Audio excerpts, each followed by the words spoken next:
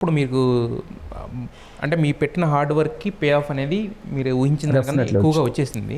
మరి ఇప్పుడు next second cinema చేయాలనేది ఒక ప్రెషర్ ఉంటుంది యాక్చువల్గా. అంటే ఒక బలగం వేణు అనే ఒక బ్రాండ్ నుంచి వస్తుంది, ఒక దిల్ రాజు గారు అనే బ్రాండ్ నుంచి మళ్ళీ కొలాబరేట్ అవుతున్నారు అనేసరికి మీ కాంబినేషన్ మీద ఒక ఎక్స్పెక్టేషన్స్ అనేవి పెరుగుతాయి కదా. సో మరి దాన్ని అంటే నెక్స్ట్ ఎలాంటి ఒక ఇదితో హ్యూమన్ బీనే కాబట్టి చాలా ప్రెషర్లో అయితే ఉంది, చాలా ప్రెషర్ అవుతుంది. బట్ నాకు ఎక్స్పీరియన్స్ లేదు, అదే డైరెక్టర్ ఎక్స్పీరియన్స్ లేదు కాబట్టి కొంచెం నా సీనియర్స్ దగ్గర నుంచి రాజు గారి దగ్గర నుంచి కొంచెం కూల్ డౌన్ అవుతూ డెఫినెట్లీ అయితే ప్రెషర్ అవుతుందండి. అంటే నేను బయటకు వెళ్తున్నప్పుడు కూడా అప్పుడు మామూలుగా ఇప్పుడు మీలాంటి ఫ్రెండ్స్ ఎప్పుడు బ్రో అంటారు. 60 ఏజ్ 70 ఏజ్ ఉన్న టీచర్స్, లెక్చరర్స్, నార్మల్ పర్సన్స్ వేణుగారు ఎప్పుడండి ఎదురు చూస్తున్నాం అలా వాళ్ళు అంటున్నప్పుడు ప్రెషర్ డబుల్ అవుతుంది.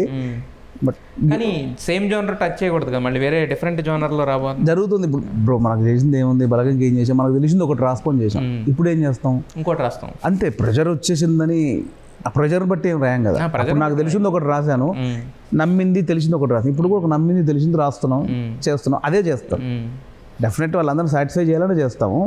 బట్ అది మన రిజల్ట్ మన చేతిలో. మనం ఇప్పుడు ఇంతకుముందు మీరు చెప్పినట్టు కూడా మనం హార్డ్ వర్క్ చేసామా, మనం హానెస్ట్ వర్క్ చేసామా అనేది రెండే. అంతే.